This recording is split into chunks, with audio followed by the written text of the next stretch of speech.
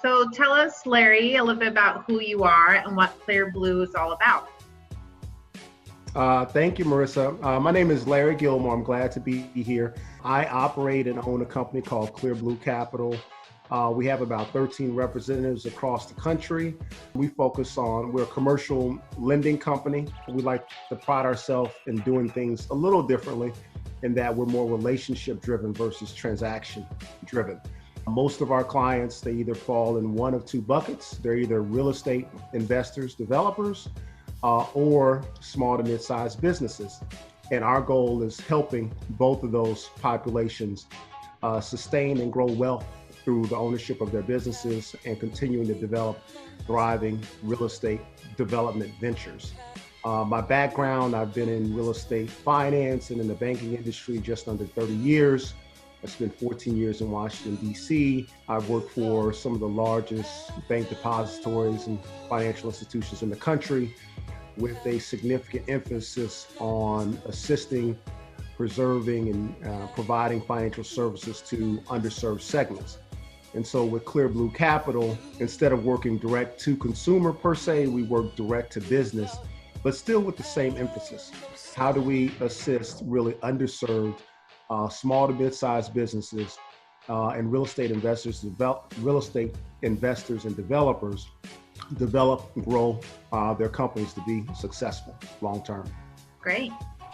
So many people have heard a lot news about resources that can help small businesses, during this COVID-19. Can you explain what the C.A.R.E.S Act is and how folks can get more information? Yeah, and so the C.A.R.E.S Act was put into law officially at the end of March, and it launched in a record-breaking time period within 7 days. April the 3rd, it officially launched. And so that was a very short time period to get the program off the ground. Of course, bank depositories, small SBA banks who lend, as well as other lenders were working to be able to launch the program, waiting on the official guidelines. But the whole act is really designed to assist Americans and small businesses in particular, help them to sustain their businesses in the time of crisis, because a large portion of businesses are not in operation. And so through that program, it was designed to provide immediate dollars to keep employees employed by providing assistance through small businesses, as well as through providing and covering operational costs. And they do that in the form of two programs. The first program is the EIDL program. That's the Economic Injury Disaster Loan Program. That was out prior to April the 3rd. And that program was designed to provide assistance to small businesses. And it wasn't specifically just for payroll protection. The program that was launched April the 3rd was specifically designed to keep employees employed and assist in covering payroll costs, insurance costs, and other costs that are associated with keeping employees employed with small to mid-sized businesses and helping those businesses sustain themselves through the crisis. Basically survive the storm. Yes, correct. Well, what should business owners keep in mind about the C.A.R.E.S Act? Any tips or tricks that you know about? Yeah, that's a very good question. Unfortunately, it's been a moving target since the launch of the program on April the 3rd, Thursday of last week, which would have been the 17th, April the 17th, 16th or 17th. The program had ran out of funds, $349 billion in funds. Wow. And SBA stopped taking applications for both the EIDL program and the PPP program, which is the Paycheck Protection Program. But tricks is really getting your application completed as soon as possible. We're very hopeful that the House of Representatives is going to pass a law to put back in place access to those funds. We have not stopped taking applications with the intent of that law being passed. but really tricks to the trade is really acting quickly. And so for both programs, we're encouraging small businesses who need the assistance to definitely complete their applications as soon as possible. It can be tricky and in some cases confusing because there's two application processes. The EIDL program is providing a loan that's directly provided through the Small Business Administration. And so the application is directly online. There's no charge to the small business to apply for the program. There's no fees that's charged to small business to apply. And the application process really takes 10 minutes at most. They're really just asking for over a 12-month period total gross revenue for the business, cost of goods, number of employees, and really routing information that you provide where you want your funds sent. One component of the EIDL program is that it does provide a $10,000 advance. We're not sure whether or not that $10,000 advance will be part of the release of the additional funds, but assuming it is, while your application is in review, you could potentially receive up to $10,000 in advance of your application being completely approved to provide you some form of capital. The other program, which is referred to as the PPP program, the Paycheck Protection Program, that program is specifically designed to cover payroll cost. It also can be used to cover costs associated with mortgage interest, rental cost, utility bills, as well as interest costs for other outstanding debt that the small business has. And so that particular program is different than the EIDL program in that the actual loan is being provided from a SBA lender. And so there are hundreds, thousands of SBA lenders across the country who have a direct relationship into SBA in which a small business can apply, be approved. The actual loan is being provided by the bank and the loan is being guaranteed by SBA. And so you can go to your local bank to qualify and go through the application process, and you can work with other SBA lenders or fintech lenders or commercial lending shops like Clearblue. We also provide a portal in which clients can directly complete their application for the PPP program, in which we have a number of SBA lenders we work with, in which we submit the application for approval. Help is good, especially when it's complicated and confusing, or can be. And 10 minutes, I imagine, can turn into maybe 30 minutes or an hour for some people if they may not have the information right off the bat, correct? Right. Yeah. So what does the C.A.R.E.S Act have to do with the credit bureaus and folks worried about their credit being affected? That's great. And so in the commercial lending space, the loans that are being provided through the C.A.R.E.S Act, they are equivalent to non-recourse loans. And so your credit is not being used. There's no personal credit report that's being pulled on any small business or the owners of that small business, even though you do have to list any of the owners who have an interest above 20%. But there's no pulling of credit, and they're not using any collateral of the owners of the business in an effort to secure the loan. There's no credit, no use of collateral. The rate on the PPP loan is 1%. The actual term of the loan is 2 years, and it's potentially 100% forgivable.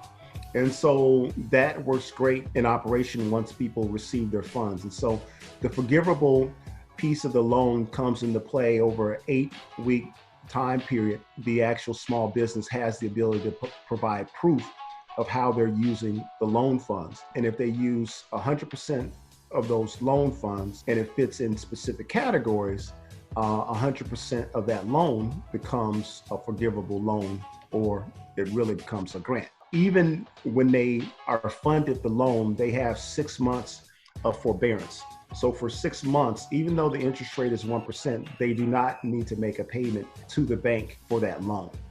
As far as qualifying for the forgiveness, the main activities or expenses they would have to use it for is 75% of those costs would have to be payroll related. That also includes covering group healthcare costs for your employees and their payroll.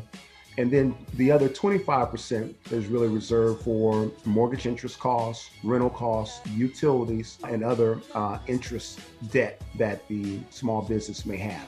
And so it provides a good opportunity to have up to 100% of that loan completely forgiven.